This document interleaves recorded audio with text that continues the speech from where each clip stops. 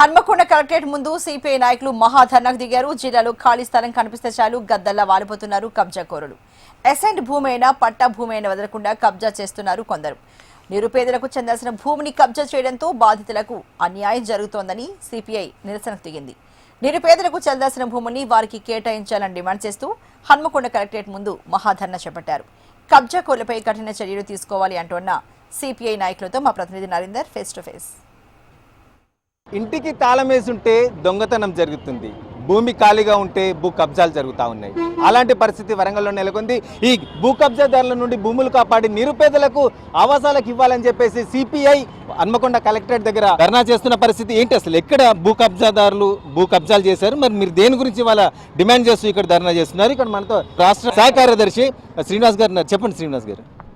అయినవోలు మండలం వెంకటాపూర్ గ్రామం లోపల 138 ఎకరాల భూమి, అది పేదలకు అసైన్ చేసినటువంటి భూమి. అసైన్ చేసినటువంటి భూమి చట్ట ప్రకారం ఎవరికి అమ్మడానికి కొనడానికి వీల్లేదు. కానీ భూ కబ్జాదారులు ఎవరైతే ఉన్నారో, రియల్ ఎస్టేట్ వ్యాపారులు, భూ కబ్జాదారులు, డబ్బులు ఉన్నటువంటి వాళ్ళు పేదలను మోసం చేసి వాళ్ళకు ఎన్నో డబ్బులు ఇచ్చేసి మరి 138 ఎకరాలు కట్ట మనోజ్ రెడ్డి అనేటువంటి ఒక భూస్వామి పెత్తందారు పేదల భూమిని కొట్టేసి ఈరోజు ఏదైతే రెవెన్యూ ఎంఆర్ఓ ఉన్నాడో, తహసీల్దార్ ఉన్నారో వాళ్ళ సహకారంతో పేరును కూడా మార్పిడి చేసుకున్నటువంటి అంశం ఈరోజు వెలుగులోకి రావడం జరిగింది. మేము భారత కమ్యూనిస్ట్ పార్టీగా ఆ అంశాన్ని వెలుగులోకి తీసుకురావడం జరిగింది.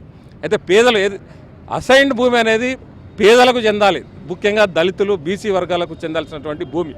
కానీ ఆ భూమిని పెత్తందారి ఏదైతే అక్రమంగా రిజిస్ట్రేషన్ చేసుకున్నాడో, అక్రమంగా కాయిదాలు సృష్టించుకున్నాడో ఆ కాయిదాలను వెంటనే రద్దు చేయాలని చెప్పి, అదేవిధంగా ఆ భూమిని ప్రభుత్వము ఎవరైతే అసైన్ దారులు ఉన్నారో వాళ్ళు వెంకటాపూర్ గ్రామానికి సంబంధించినటువంటి వాళ్ళు ఉన్నారో వాళ్లకు ఆ భూమిని వెంటనే ఇవ్వాలని చెప్పి, అదేవిధంగా ఈ అక్రమానికి పాల్పడ్డటువంటి రెవెన్యూ అధికారులు ఎవరైతే ఉన్నారో వాళ్ళ మీద చర్యలు తీసుకోవాలని చెప్పి, అదేవిధంగా భూ కబ్జాదారుల మీద ల్యాండ్ గ్రాబింగ్ నాన్ బెయిలబుల్ కేసులు పెట్టి వాళ్ళని అరెస్ట్ చేసి వాళ్ళ మీద పీడీ యాక్ట్ పెట్టాలని చెప్పి డిమాండ్ చేస్తూ ఈరోజు ఇక్కడ ధర్నా చేయడం జరుగుతూ ఉన్నది.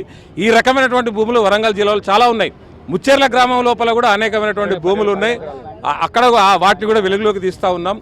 ఈ ఉమ్మడి వరంగల్ జిల్లాలో ఎక్కడైతే అన్యాక్రాంతమైనటువంటి పేదలకు చెందాల్సినటువంటి అసైన్డ్ భూములు, వీటిని ఖచ్చితంగా పేదలకు ఇవ్వాలి. లేకపోతే భారత కమ్యూనిస్ట్ పార్టీగా మేమే ఆ భూముల మీద ఎర్ర జెండాలు బాస్తాము, రైతులకు పంపిణీ చేస్తాము, న్యాయం చేస్తాము రైతులకు అని చెప్పి ఈరోజు హెచ్చరిక చేయడం కోసం ఈ యొక్క ధర్నాను చెప్పడం జరుగుతుంది. ఇవాళ అధికారులు ఎవరైతే ఈ భూ కబ్జాదారులకు తొత్తులుగా మారిన అధికారుల మీద మరి పై అధికారులకు కలెక్టర్ దృష్టికి తీసుకొచ్చారా? మరి వాళ్ళ మీద ఏమైనా చర్యలు తీసుకునే పరిస్థితి ఉందా? ఏం జరుగుతుంది మరి అధికారుల పరిస్థితి?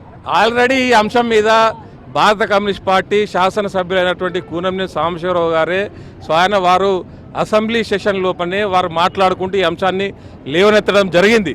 మేము ఆల్రెడీ కలెక్టర్కు మెమోరాండం ఇచ్చినాము, ఆర్డీఓకి ఇచ్చినాము, ఎంఆర్ఓకి ఇచ్చినాము. ఎవరు తప్పు చేసినా వాళ్ళ మీద ఖచ్చితంగా కఠిన చర్యలు తీసుకోవాల్సిందే. తహసీల్దారు ఎవరైతే అక్రమాలకు పాల్పడ్డాడో సస్పెండ్ చేయాల్సిందే, లేకపోతే ఈ ఉద్యమం ఆగదని చెప్పి అధికారులకు, మంత్రులకు, ప్రభుత్వానికి హెచ్చరిక చేయడం జరిగింది. చర్య తీసుకోకపోతే మా పోరాటం అనేది ఉధృతంగా ఇంకా కొనసాగిస్తామని తెలియదు.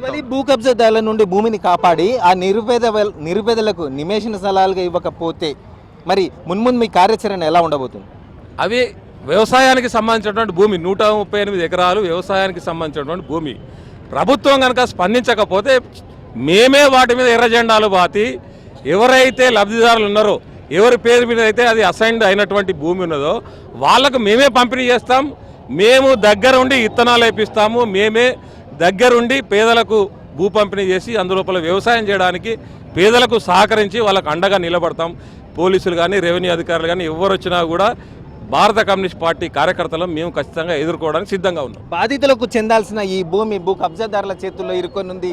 అయితే ఆ భూమిని ప్రభుత్వమే ఎవరైతే లబ్ధిదారులకు ఇస్తుందో అప్పుడు మేము ఈ ఉద్యమాన్ని విరమించుకుంటాం, లేకపోతే మాత్రం భూమి ఖచ్చితంగా ఏదైతే నిరుపేదలకు చెందాల్సిన భూమిని వారికి ఇచ్చేందుకోసం పోరాటాలు చేయాల్సి వస్తుంది. కాబట్టి ప్రభుత్వం ఇది ఆలకించి ఎవరైతే అధికారులు తొత్తులుగా మారిరో వారి మీద కూడా తగిన చర్యలు తీసుకోవాలని చెప్పేసి డిమాండ్ చేస్తున్న పరిస్థితి. Cameraman Sampath, Narendra, HM TV, Warangal.